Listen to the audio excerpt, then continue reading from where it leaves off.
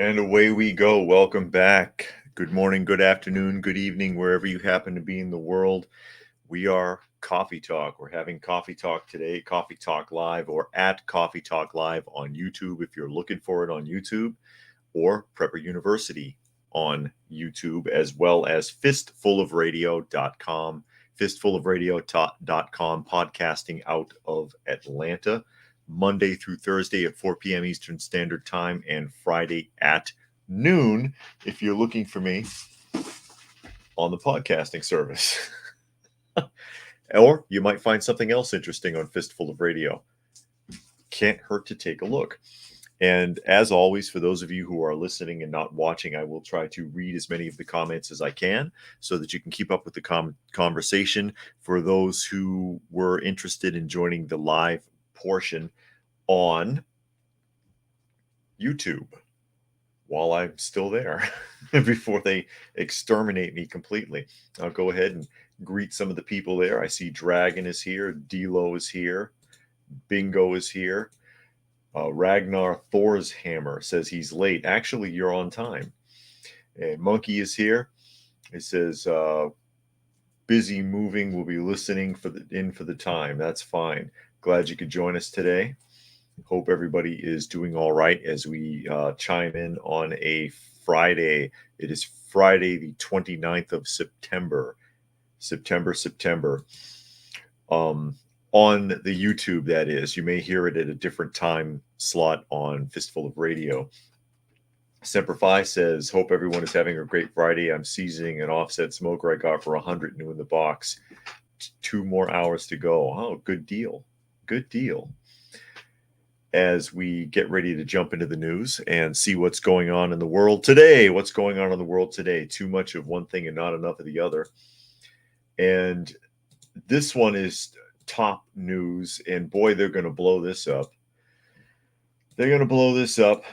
I'm sure you've seen this by now. We've talked about her a few times, and that's Dianne Feinstein has died.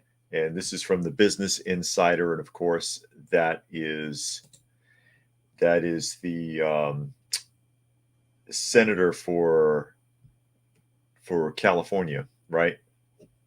Yeah, there it is. Senator Dianne Feinstein of California dies at age 90. Business Insider.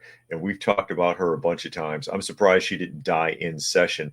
And that's not bad. She looks worse than this photo last I've seen of her.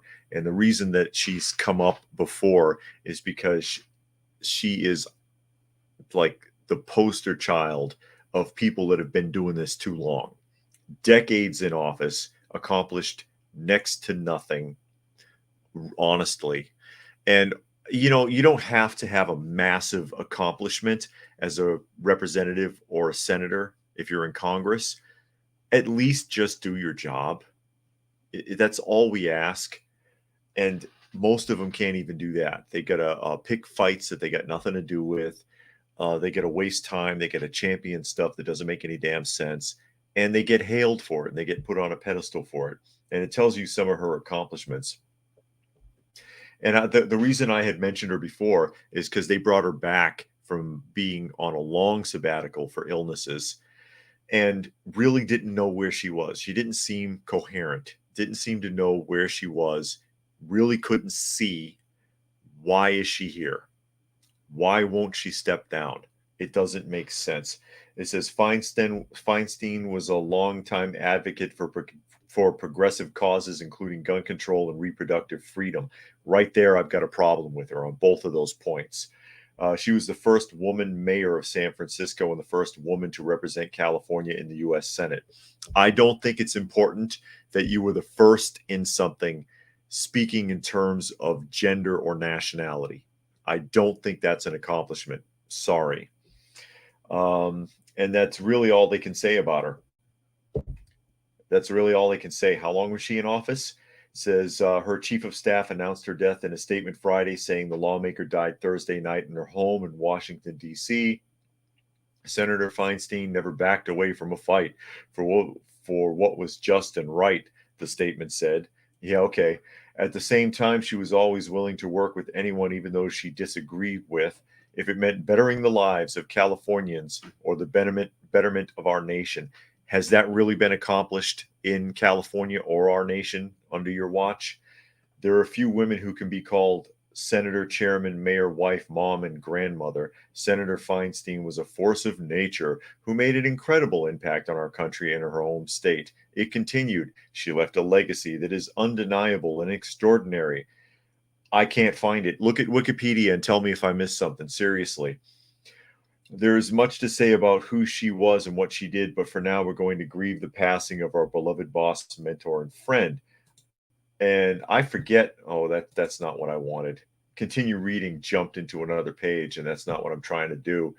And I was trying to pinpoint exactly how long she was in office. I forget. It's been decades. And what was the accomplishments? Johnny wants to know if he can make a reference to the Wicked Witch of the West. Be my guest. D'Lo doesn't like her. Prime Mover says her here to cause trouble. Yeah. Bingo says Diane has been called back home. Satan has been waiting for her. Okay. Semper Fi says neither do I. Wifey said Feinstein just voted on some measure yesterday. Helter says Gavin Newsom gets to appoint her successor. The timing of the shutdown may complicate this, but the seat will be filled by the temporary successor until it opens for re-election. Dragon says Senate rules are insane. We can't have any new judges appointed because her committee assignment can't be reassigned. 500 Magnum is here.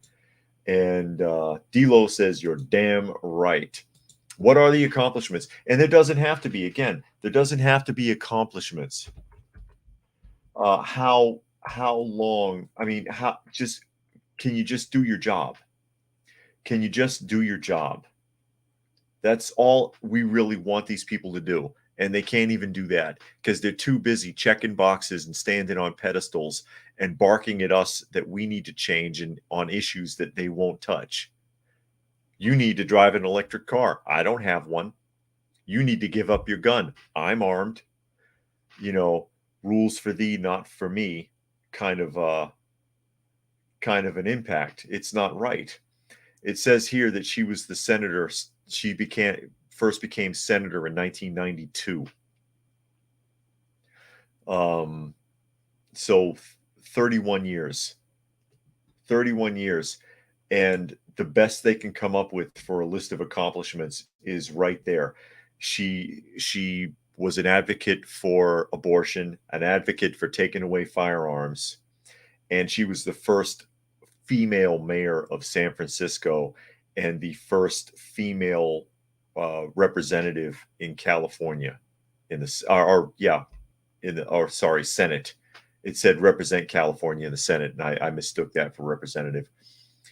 Those are not accomplishments to me. I'm sorry. Somebody can get mad. It's fine. It's fine. You can be upset. You're entitled to your opinion. Semper Fi says she served for over 30 years in the Senate, exactly why we need term limits.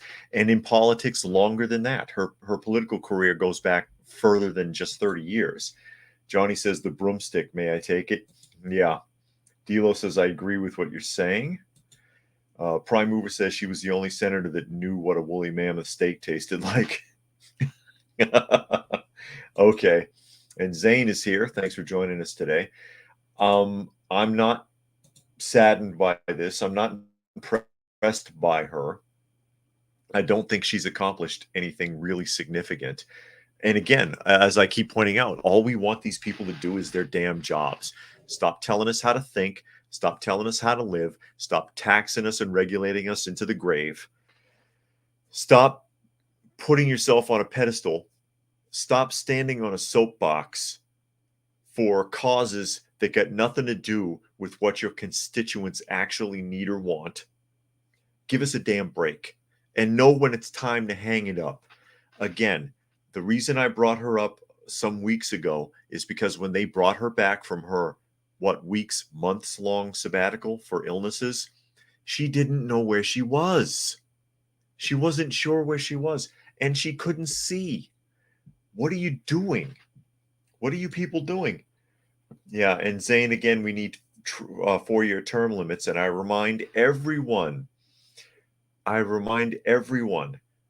that these are the people that will vote for the term limits, yay or nay. So it's not going to happen.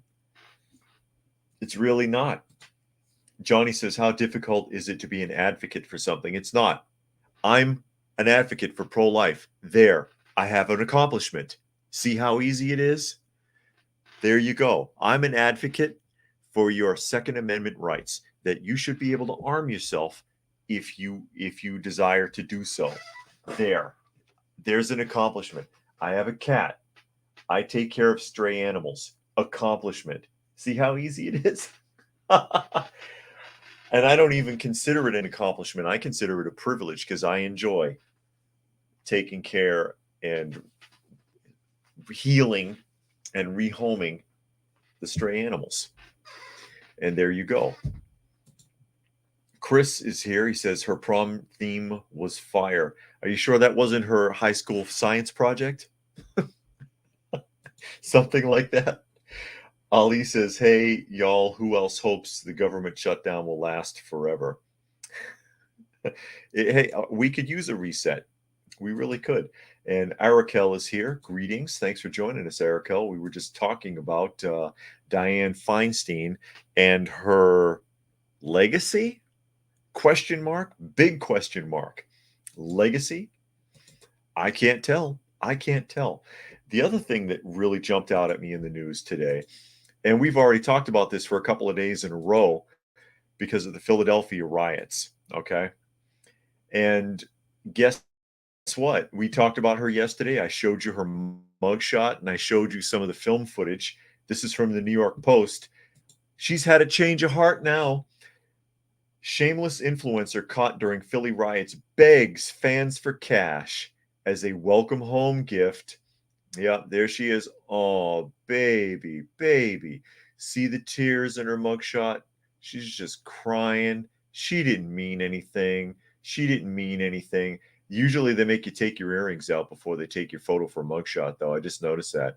They make you remove all your jewelry under normal circumstances. But bloodshot red eyes and, oh, her wig is off and she's just crying. I'm sorry. I'm sorry.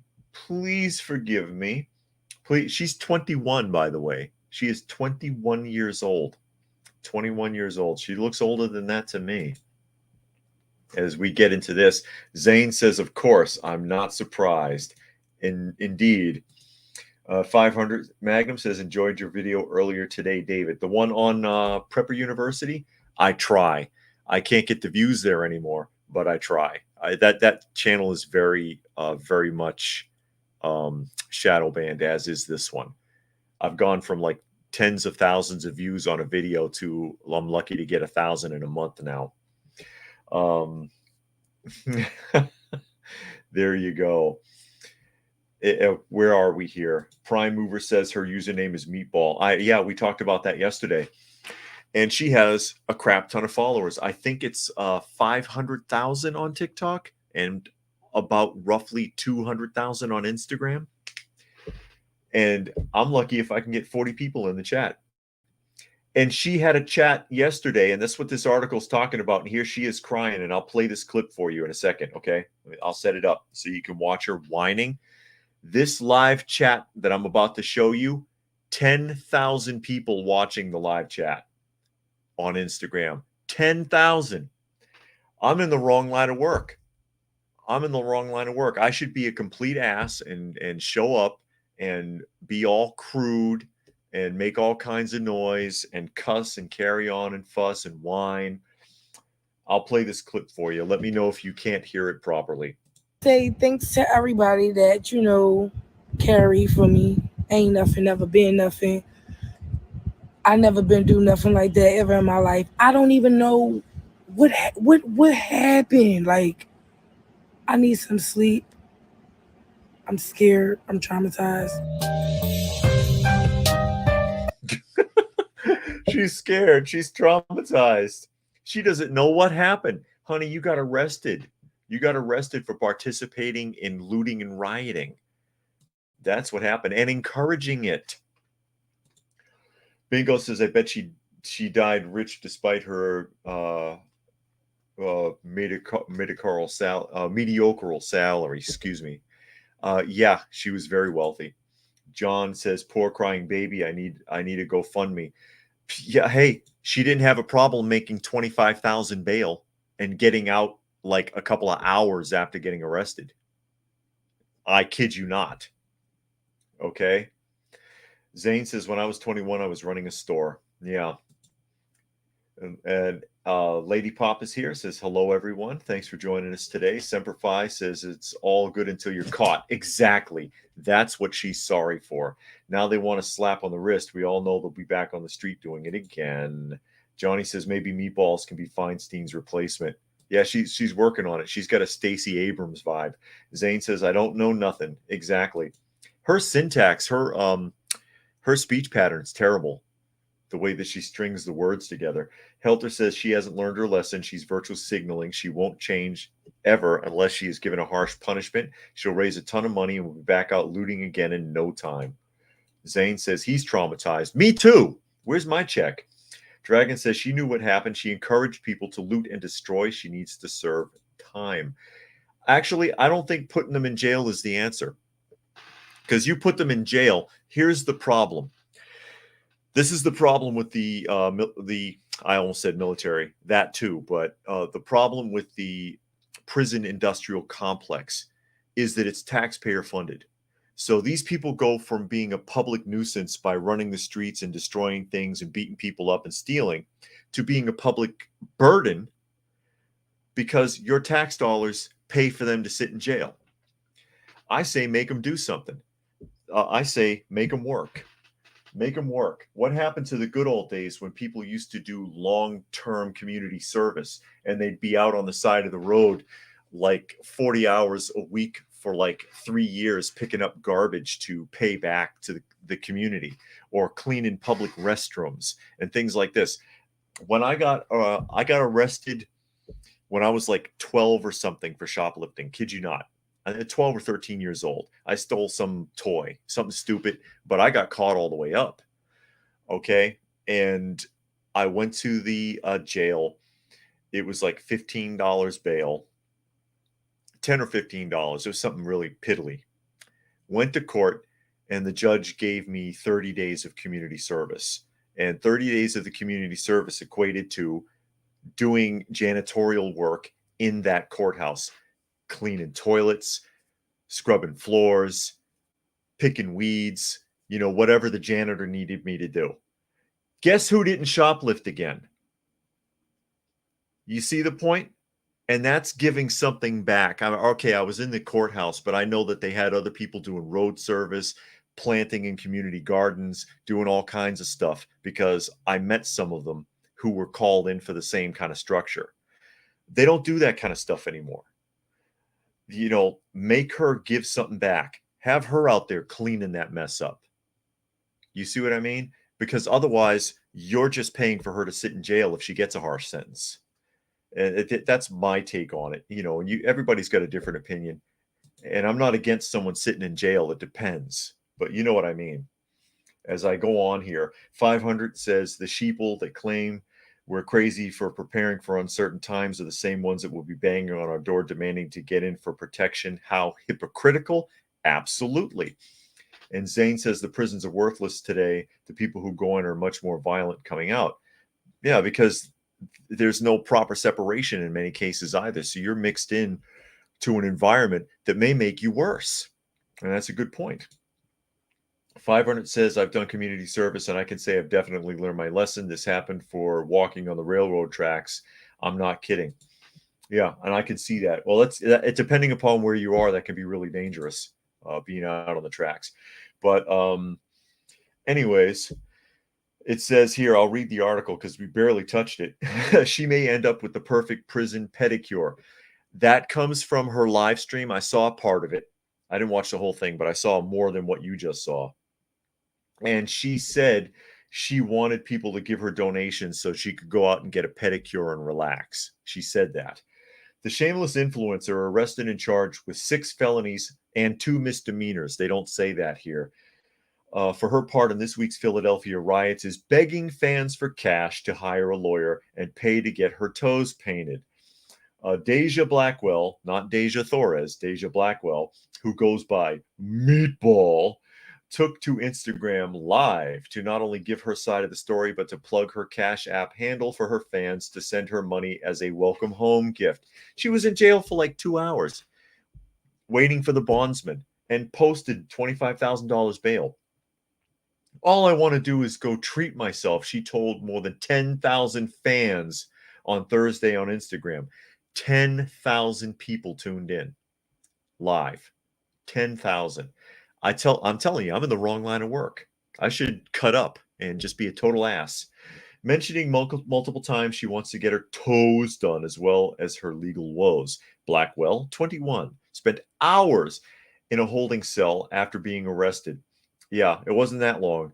Said she was traumatized by the experience and wants to cry every time she thinks about it. Meatball copped charges for causing and risking a catastrophe, criminal mischief, riot, aiding consummation, access to communication. They need to specify on that access to communication. We talked about that yesterday. Access to communication for the purpose of criminal mischief or something like that is what it is. And disorderly conduct according to the Baltimore Police Department. Good. Hem her up. Deja Blackwell. Oh, that's Oh, okay. Who goes by Meatball took to Instagram Live to not only give her side of the story, but to plug her Cash App handle for her fans to send her money. Philadelphia Police Department. All I want to do is go treat myself. They're just repeating herself at this point. The influencer who boost nearly 2,000. It's boasts. Spell check, huh? The influencer who boasts nearly 200,000 followers on Instagram wants the charges expunged from her record and insisted to her fans that she is not a trouble person. And she did say trouble person. That is a proper quote. She just said it wrong. A troublesome person is what she means, but I mean, I guess she's not that intelligent. Blackwell, 21, who spent hours in a holding cell after being arrested, said she was traumatized. Now they're repeating herself again. They're repeating it. 200,000 followers on Instagram. I think somewhere around 500,000 on TikTok, if I'm not mistaken. That's a lot of cheddar. I can't post $25,000 bail. I don't think I could post $250 bail. I mean, good Lord. And I can't say she's not intelligent. I mean, some people talk wonky, but they're still not that stupid. She must be doing something right to be making the kind of money that she is. Just saying. Zane says we need prison reform. We need a lot of reforms. Zane says I prefer people who get life the George Orwell 1984 life. Urban is here. Thanks for joining us, Urban. Talking about Deja, the meatball woman. Booger says, good afternoon. Sorry I'm late, having an argument with a piece of heavy machinery. Well, you'll lose that argument. Be careful. Johnny says she's nothing better than a blood-sucking leech stealing from society $1 at a time. She's not stealing from society. They're giving it to her. her Instagram and TikTok followers make donations to her channel. That's why she has money. She's got plenty of it. Trust me. Zane says it's a dialect, not a sign of stupidity. Yeah, that's what I was saying. Just like affiliation. Yeah, she sounds dumb, but that doesn't mean she is. That remains to be seen. Johnny says she's more traumatized than those store owners. I know, huh? And 500 says O.J. Simpson got away with murder, but Randy Weaver's wife, newborn child, son, and dog was killed by ATF over a stupid short barrel shotgun that should not be illegal in the first place. And Bingo says, I'm confused. It happened in Philly. Why does the article say Baltimore police? That's a good question. I'm not sure. Unless they made a mistake. I like this quote. I'm young. I don't know what's going on. I'm a comedian. This is what I do. This shit is going to reflect on my life. Oh, she's a comedian. That's what it is. She's trying to claim poetic license. She's trying to claim poetic license. That's comedy. There's nothing funny about anything that she did. I haven't looked at her other videos. I don't know what she does on that channel, but I can't imagine I can't imagine. Yeah, see, here we go. Deja Blackwell, send a tip. And she's using her mugshot as her icon now. Look at that right there. Using her mugshot. Oh, sympathy, folks. Sympathy. Please invite customers. Get $20. Okay. I don't think I want to donate to her. How about you guys? Johnny says now she needs to write a book and go on a tour. And Monkey said she's falling back on the oh, it's just a joke. Yeah, and Monkey says the modern day haha, just kidding. Yeah. Urban says when all the grocery stores close in her neighborhood, the media will be sure to interview her about how the colonizers abandoned the black community and took all the veggies with them. Yeah. Because it's the store's fault that they don't want to deal with that anymore. And one more thing I'll touch on here, and I had said this when this first happened because they had robbed the iPhone store. That's turned into a bane for everybody who took one of those phones. This is from the Metro. This is from the Metro. iPhone alarms turn thieves' jubilation into outrage in a matter of seconds. Cackling like hyenas, the iPhone looters think they've struck gold after cleaning out Apple Store of its goods, but their joy quickly turned to horror after the store disabled the devices and set off all the alarms on them.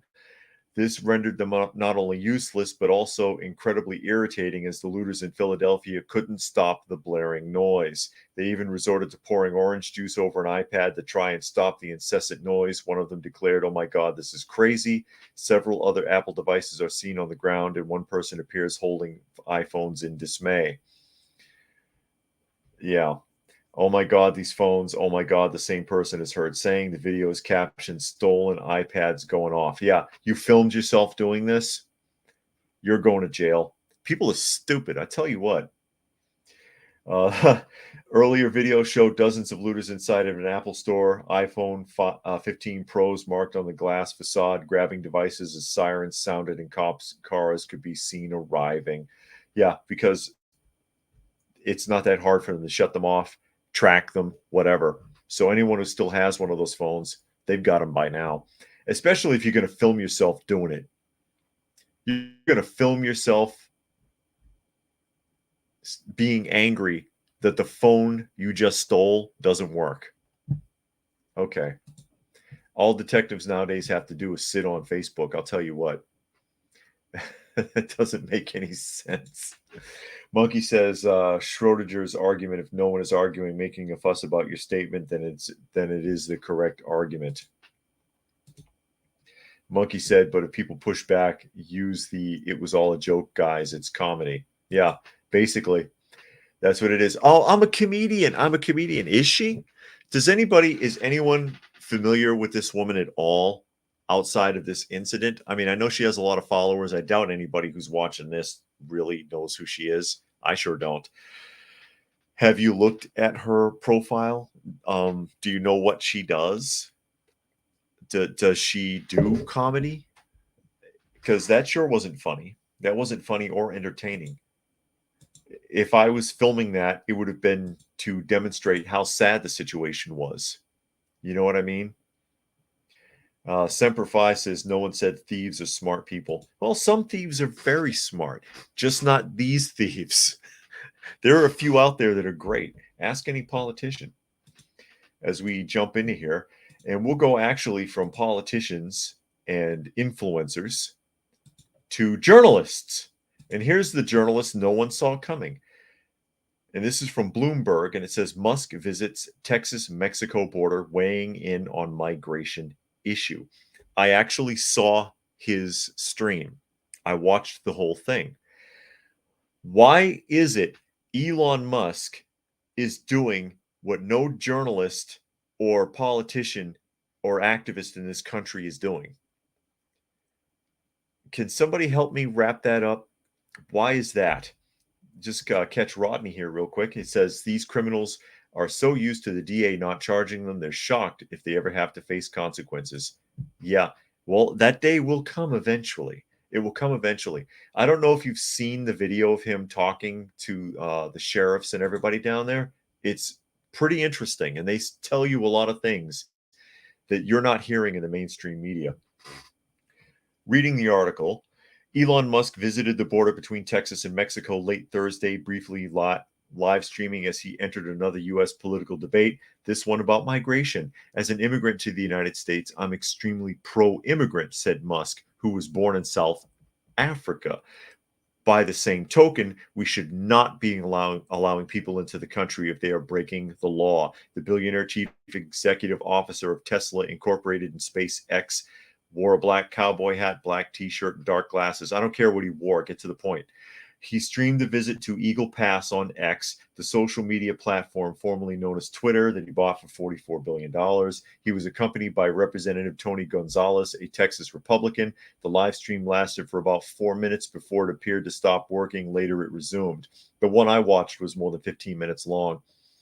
2 years ago, Musk tweeted he would prefer to stay out of politics. Since then, he has courted Republican politicians, Governor Ron DeSantis, blah, blah, blah. They're not telling you what he talked about. That's convenient. They're not telling you what he talked about. Go and find that video and watch it because it's really interesting. Basically, the Border Patrol guards and the county sheriffs and everybody are saying that there is zero repatriation. They're not being allowed to refuse anyone, and they're not being allowed to send anyone back. And they're bringing in people that they know are criminals because of their facial tattoos. Dangerous people that they know that should not be crossing into the country. They also have been in contact with the leadership of many of the South American countries, El Salvador, places like that, who said, send them back.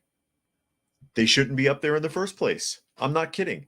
They're perfectly open to, because this is how it used to be done, put them on buses, planes, whatever you got, and send them back where they came from. They shouldn't be over there. These countries will take them back, but they're not being allowed to turn anyone away. And these people can't do their jobs because of the constant flow of people. This is some of the things that these sheriffs and these other people talked about, Border Patrol people talked about in that video. And I think it's kind of bullshit that Bloomberg mentions that he went down there and talked to them and doesn't mention what he talked about at all. Doesn't mention what he talked about at all. But that's journalism for you. And that's why I make the point. Why is Elon Musk suddenly the journalist here?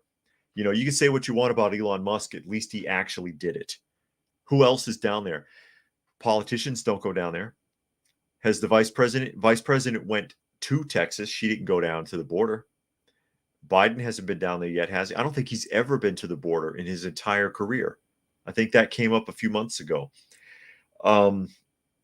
Journalists aren't really covering this. Why is Elon Musk doing it? Unbelievable. Anarchy says, oh, hello from Minnesota. Happy Friday. Glad you could join us today, Anarchy. And Stacy Lynn is here. Again, another happy Friday. Megan says, hello from Tampa Bay. Good riddance on Dianne Feinstein. Yeah, we talked about her at the top of the hour.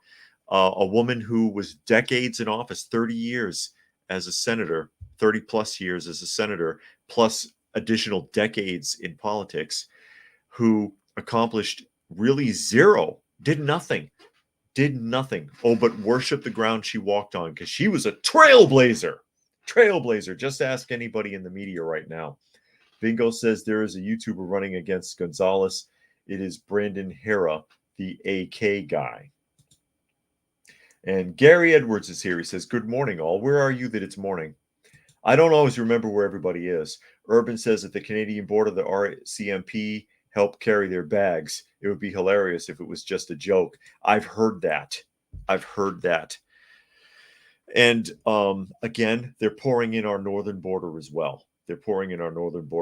Another thing they said in that interview, and again, I encourage you, go and find it. If you don't have Twitter /X, whatever the hell it is, because it's on there, you can find it pretty much. I'm sure you could find it. If you looked on the internet, you could find his interview. Another thing they said, that almost nobody that comes across the border that they're doing the paperwork on is actually from Mexico. There's almost never a Mexican. There's a lot of people from the rest of South America and from all over the rest of the freaking world. But that they've been ordered to just accept anybody. Just accept anybody. So anybody from anywhere in the world. And again, the article doesn't even mention what they talked about. And I find that insidious. I find that insidious. And we'll jump to New York here. Is this New York? I think this is going on. And this is just an interview with a landlord. I'm sorry, no, it's the District of Columbia. My mistake. It's the District of Columbia.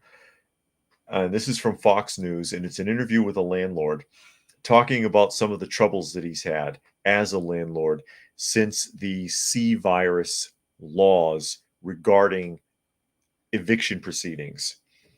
And it says here on the headline, DC landlord claims tenants haven't paid rent for 3 years, but he's told he still must wait to evict them.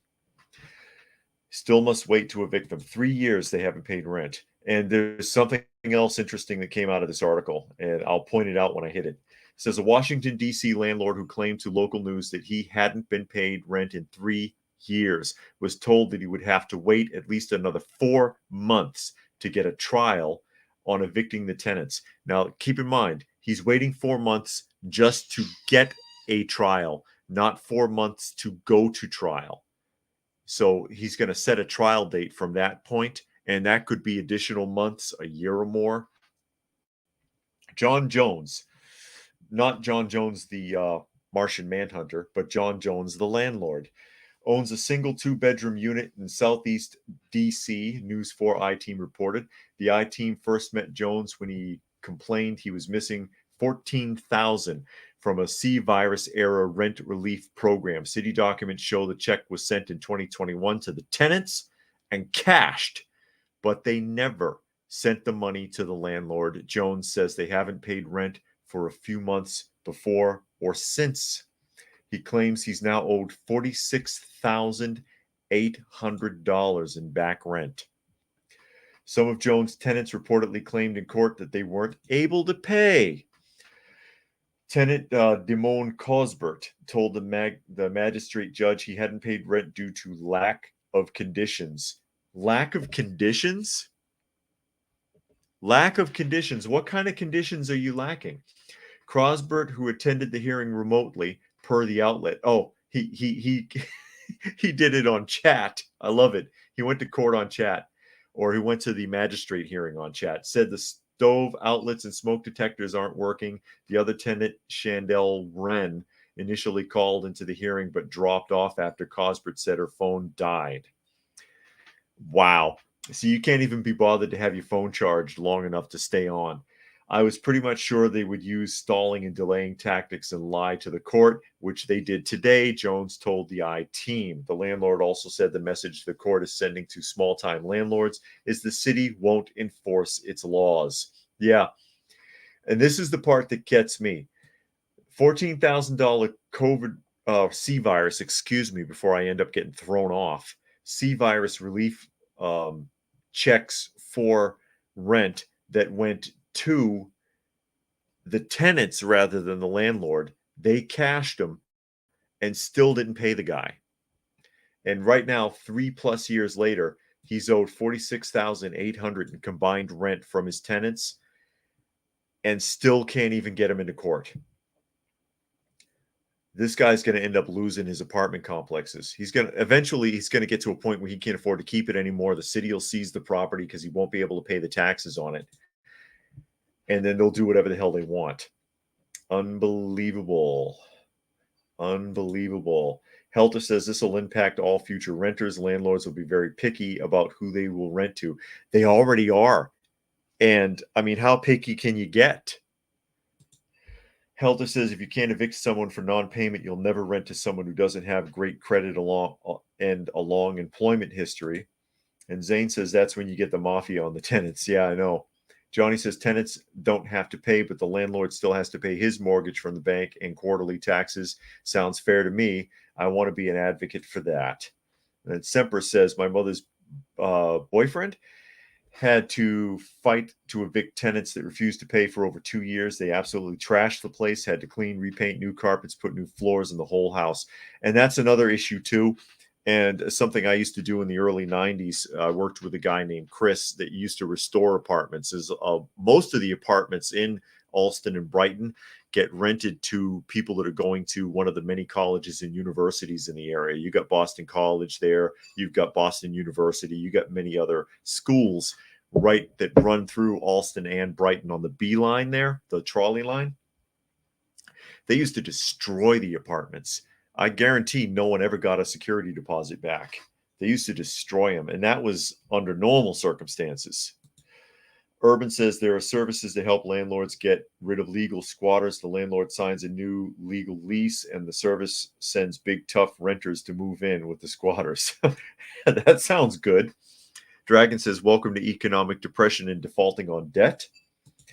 And Johnny says, you don't have a choice. You have to rent to someone who has poor credit. Isn't that the law now? In many places, they're pushing that you can't refuse to rent based on credit. And I mean, that's the reason why they do it, is to try to guarantee, okay, I don't want to rent to somebody who's been evicted 4 times for non-payment, things like this. Bingo says, as much as I hate to say it, this is why you rent for Section 8. So if they don't pay, the government loses and you still get paid. Yeah, but they still wreck the place. They still destroy your property.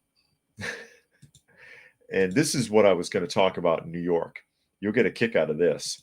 I've known some people that did Section 8 and they hated that worse because the tenants are far worse to deal with, far more difficult. They do more damage. They're more unsanitary, things like that. Not all of them. I'm not trying to blanket everybody who's Section 8, but enough of them that it's been a problem for people that I know that have rented that way. Jumping to New York, and this is NBC. And this article isn't exactly true, but I wanted to talk about it. It says Mayor Adams debuts a 420-pound New York Police Department robot assigned to patrol New York City subway stations. It's not 420. From my understanding, it's upwards of 500 pounds. So 420, I don't think that's exactly accurate. But it's another one of these drones. And I've shown these drones before. They have them in shopping malls and in plazas and stuff now. This thing is gigantic, though. It says New York City unveiled a new robot designed to help the nation's largest police force keep riders safe in the subways. Nightscope K5. Security robot is on lease to the city and will be tasked with patrolling the busiest subway station in the transit system, Times Square subway stations. $9 an hour. Okay, it says $9 an hour. I know you wanted to write how we're wasting money. I'm sorry, I'm taking your thunder away. We're leasing at $9 an hour. Mayor Adams boasted, because that's about how much it costs to run one of these things. That's a picture of it right there. And it's a hulking mess. It's a Dalek. Anybody watch Doctor Who? The shining new camera on wheels is part of a pilot program that will run for 2 months. The heads of the MTA and NYPD explained Friday. Officers trained on how to use K5 will accompany the robot through the station. The robot will not be on platforms. Even robots get breaks. Apparently, Adams says overnight riders can catch a glimpse of K5, who will run between 12 a.m. and 6 a.m. It will record video that can be viewed in case of emergency or a crime. It will not record audio. It will not use facial recognition. K5 has a button that connects you immediately to a live person. There's a panic button. It's right here, right where you can't see it. But that little dot underneath the camera in the front is a panic button that you can press for police assistance. I'll tell you, this thing is a lot bigger and a lot more sophisticated than the ones that you see at the mall that are about half the size and half the weight. They're about 250, maybe 300 pounds. This thing's 500 plus. I know it says 420. I don't think that's correct. It is a 10K camera. A 10K camera.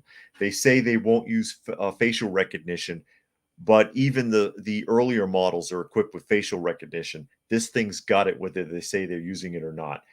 They do listen and record audio. They can discern voices. The smaller ones have olfactory sensors. that can pick up smells. So I don't see why this one wouldn't. And they can be equipped with aerosols and taser. I don't know that any in the US are, but they can be equipped that way. And so this is just a step closer to having that. They'll run this thing as a bread and circus, show and tell. Here's your sideshow robot rolling around on the platform with police presence. And when you get comfortable with it, they'll turn that facial recognition on, they'll turn that audio on, and possibly even arm the sucker. Because again, they can spray aerosols, they can shoot taser lines. There's things they can do. As I jump into some more of these comments here, Gary says, I believe local governments are reluctant to evict squatters because they invade other empty houses and incur more complaints. It's also a good way to bankrupt a landlord or a homeowner. And then they seize your property and sell it at a sheriff's sale. Bingo says, doesn't the government pay for that if you file for it anyways? Not sure. Johnny says T3 Rise of the Machines. And Ali says Blade Runner type beat ridiculous. I hate it.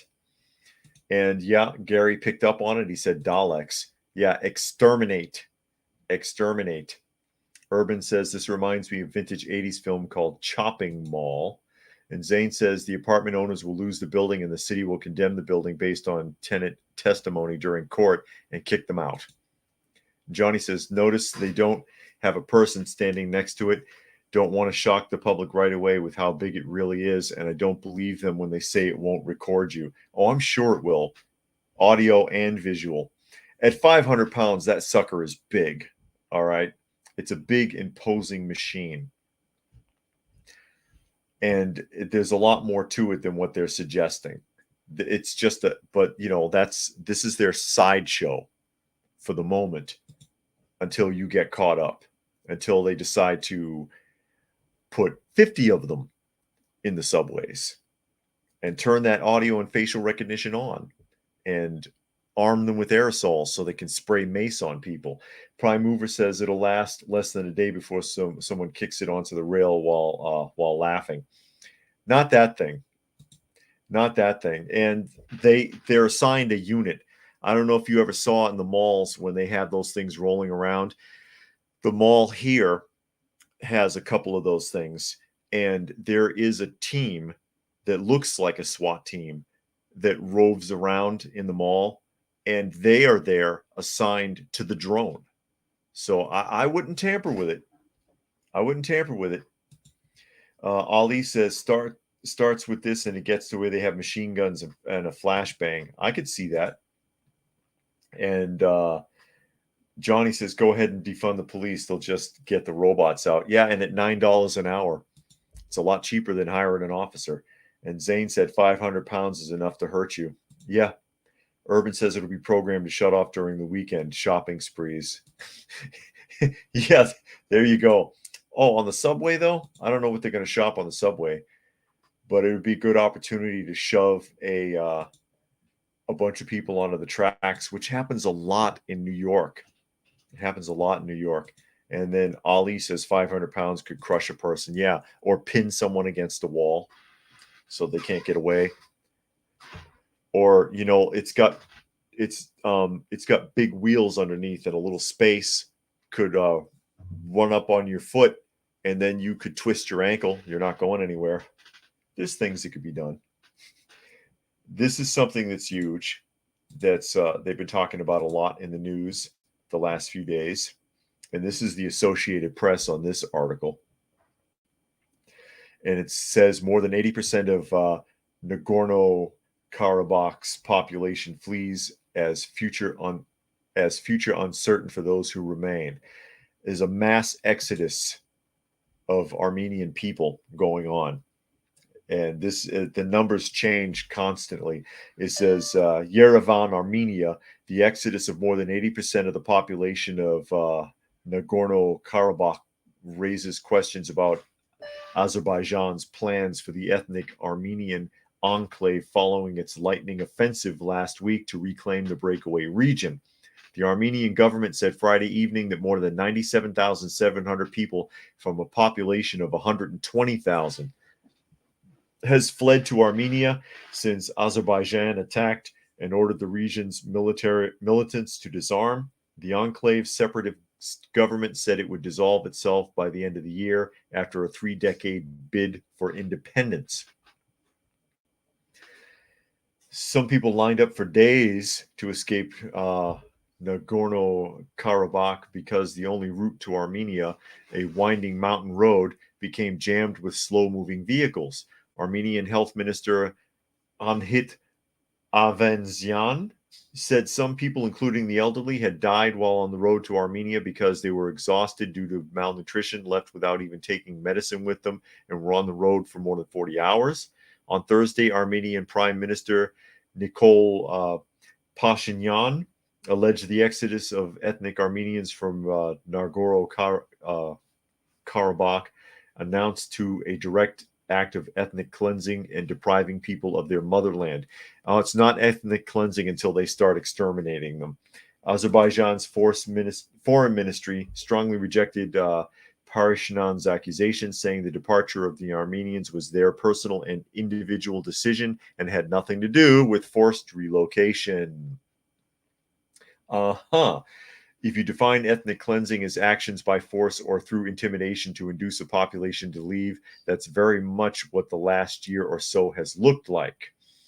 So where are these people going to go? Because I doubt they're all just going to simply cross that one border. Which direction are they going in? Are they headed east? They can't go south because south is Iran, right? I think south is Iran and north brings them towards Russia. Georgia's up there, right? So it brings them towards Russia. So if they go east, they'll hit Greece and then Italy. If they keep going that way, I'm not sure what direction they're headed in off the top of my head. I need to look at a map. I'm doing too much already, just speculating on that. Sane says that bot could also get a helicopter nightstick. Yeah, there you go. Come out of the top of his head and drop and spin around. That'd be a mess. And he says Armenia has had genocide campaigns going all the way back to the 90s. Helter says the UN has no specific definition for what is considered an ethnic cleansing. Okay, so in the last decade or so, it has become a phrase that has been tossed around without precaution. I understand. And Urban says if they were smart, they'd go to Russia. Yeah, and Monkey says Nagorno-Karabakh is landlocked from Armenia. But I don't know, are they headed east or west? Because like I said, north I know is Russia. South, I think, is Iran. What is west? West is even worse, right? So north is the only option. And I doubt they would go to Turkey. So they'd end up in either Greece or Italy, or they pass Greece and go to Italy. And there's enough people pouring in over there as it is coming from Africa. They don't need, I mean, that's almost the whole population. They said so far, 97,700 people. So you can imagine the whole rest of the 120,000 people will be on their way eventually. I doubt they're going to stick it out unless they're looking to be freedom fighters. Monkey says west is Turkey. Okay, so east is Greece then. I'll have to look at a map. I'll have to look at a map and I'll clean that up real quick here. I'll find out exactly where that is, and maybe I'll throw it up on here so that I can be sure, because I don't want to just be guessing too much. You know what I mean? Let me get a map here and pull this up and see what it looks like. I'll try to get it. Map. Working on it, folks.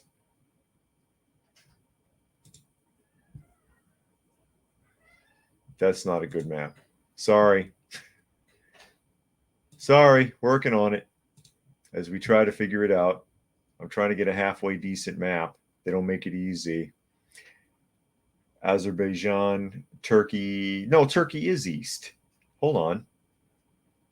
As I pull this up now, I'm trying. That's a bad map too. That's too generalized. That's better. I'll use this one. I'll use this one. Here we go, guys. Sorry for the confusion. We'll go ahead and we'll pull the map out for those of you who are able to watch and look where things are. So here comes the map. Is it up yet? There we go. This is where it is. This is Azerbaijan. This is the location of Nagorno, where this pointing is. Armenia is to the left, which is the direction they're heading in. Here's Iran. So Iran is down. To the right is further into Azerbaijan, and then the Caspian Sea, and then Turkmenistan. Going up, there's Georgia, okay, and then there's Russia. Left, immediately left, is Turkey. And then here's Greece, and then there's Italy. Okay, so you're going, if they keep going left, they'll hit Turkey. Turkey's not going to take them. Then you got Bulgaria, and then Greece. If they're smart, they'll try to cut across to Greece. They'll try to travel along through Istanbul and then get to Greece. I thought, yeah, okay. So Turkmenistan is right and Turkey is left. Turkey's on the east. And they're trying to move further into Armenia, if Armenia can even handle them. More international crisis. Gary says MapQuest. Yeah, indeed. And Urban says CSTO is the Collective Security Treaty Organization. Both Russia and Armenia are part of the 6-country treaty. That means that Russia must come to the aid of any member who is under attack. All right. Okay. So maybe they will just stay in Armenia. But again, they probably, like it was mentioned earlier, it'd be safer for them to go north, except it looks like they'd have to cut through Georgia first. Nobody likes a caravan of people cutting through their country. Just ask anybody in Texas. And Bam says it's a neighbor of Georgia, so close to you. No, wrong Georgia. Urban says the 6 post-Soviet states that are part of the CSTO. Oh, okay. Armenia, Belarus, Kazakhstan, Kyrgyzstan, Russia, Tajikistan formed in 2002. There we go. Clarification, everyone. See what happens when you put your heads together? And another one here, and this is one that we've jumped on a few times. Another article. Tell me that this doesn't come as a surprise. And this comes from the American Insider, or America Insider. Chilling rise of detransitioners. Big surprise. People transitioned and decided it was a bad idea. An increasingly popular and alarming trend among young people is to transition genders. Children are frequently encouraged, that is true, and rushed to accept opposite sex pronouns. We are seeing a lot of that. Take cross-sex hormones and undergo life-altering surgery. These procedures are very costly, and health providers who are incentivized to generate a profit seem unlikely to turn down new clients. However, as you might expect, kids are often wrong about their views of themselves and the world. This is leading to a rise in detransitioners, which attempts to reverse the effects of the drugs and surgery. The left-wing network CNN reports that only 1% of people who transition end up regretting their decision. That is not true.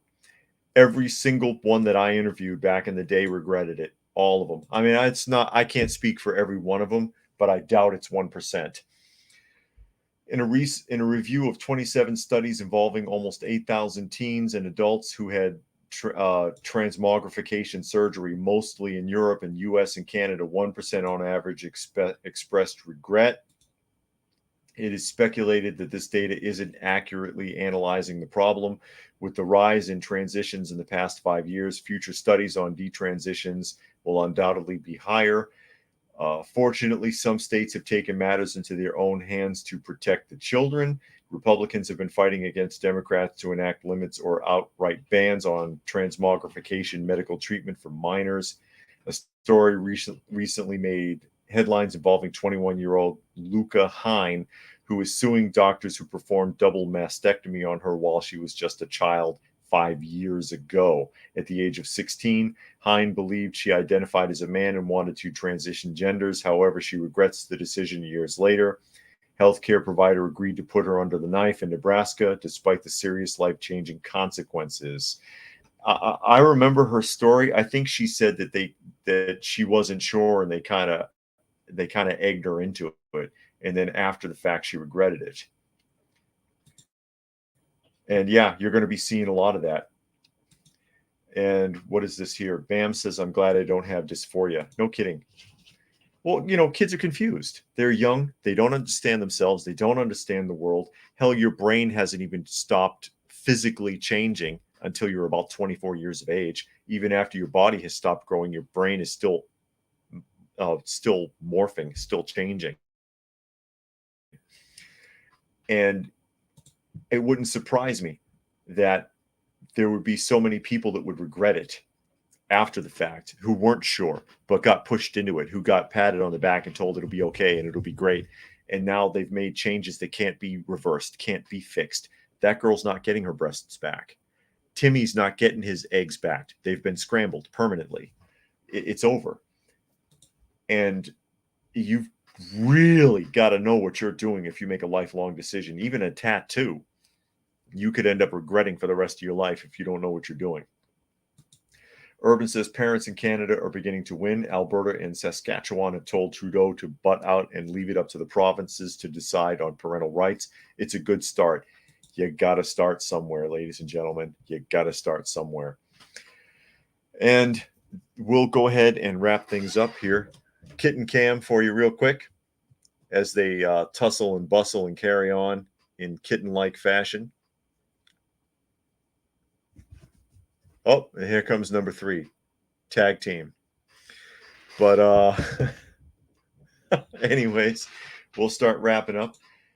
Gary says humans' brains don't reach full maturity until the age of 25. And that's physical maturity, because some people never grow the hell up. Never grow up. They never mature. They never figure things out. But again, thanks to everybody for joining us this afternoon and being part of the conversation. This is Coffee Talk, so you're listening to Coffee Talk. It's at Coffee Talk Live on YouTube or Prepper University on YouTube, as well as fistfulofradio.com, podcasting out of Atlanta Monday through Thursday at 4 p.m. and Friday at noon. Zane says it's 1% from what he's seen. I don't believe that, though, Zane, but that's okay. Anyways, thanks again for joining us, everybody. Hope you got something out of the conversation, and we will do this again come Monday.